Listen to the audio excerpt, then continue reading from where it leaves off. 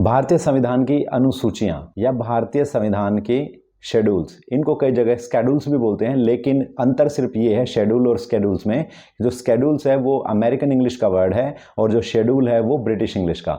क्योंकि हम इंडिया में ब्रिटिश इंग्लिश ही सीखते हैं ज़्यादातर अपने स्कूल्स में, इसीलिए आप शेड्यूल ही बोलें। स्केड्यूल से यदि आप अमेरिकन बोलने की इच्छा रखते हैं तो आप बोल सकते हैं, अन्यथा बोलने की आवश्यकता नहीं है। तो आइए समझते हैं अपने संविधान की 12 अनुसूचियों को, अपने संविधान के 12 शेड्यूल्स को। इसको आप 3 पार्ट में याद करेंगे। पहला है राज्य का वेतन शपथ प्रतिनिधित्व, अगला है SC ST की 4 सूची व भाषा संशोधन, और तीसरा पार्ट है दल बदलू पंचायत से नगर पालिका।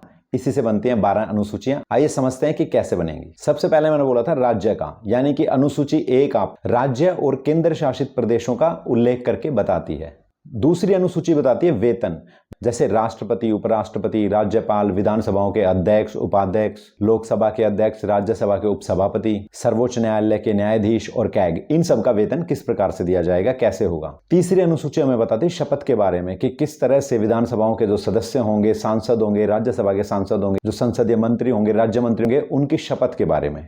चौथी अनुसूची जिक्र करती है प्रतिनिधित्व का। प्रतिनिधित्व कहां पर? राज्यों और केंद्र शासित प्रदेशों का राज्यसभा में प्रतिनिधित्व, उनका रिप्रेजेंटेशन। पांचवी अनुसूची हमें बताती है कि SC ST क्षेत्रों का प्रशासन और नियंत्रण किस तरह से किया जाएगा। छठी अनुसूची हमें बताती है 4 राज्यों के जनजातीय क्षेत्रों के बारे में, और वो 4 राज्य हैं मेघालय, त्रिपुरा, असम, मिजोरम। 7वीं अनुसूची 3 सूचियों का जिक्र करती हैं, जो कि केंद्र सूची, राज्य सूची और समवर्ती सूची, यानी कि central list, state list, concurrent list. 8वीं अनुसूची हमें 22 भाषाओं के बारे में बताती है जिन्हें भारतीय संविधान मान्यता देता है। 9वीं सूची 1951 में प्रथम संशोधन के द्वारा जोड़ी गई थी, जिसमें भूमि सुधारों का वर्णन है। 10वीं सूची दल बदलुओं के बारे में है, नेताओं के बारे में, और इसे जोड़ा गया था 52वें संविधान संशोधन के द्वारा 1985 में।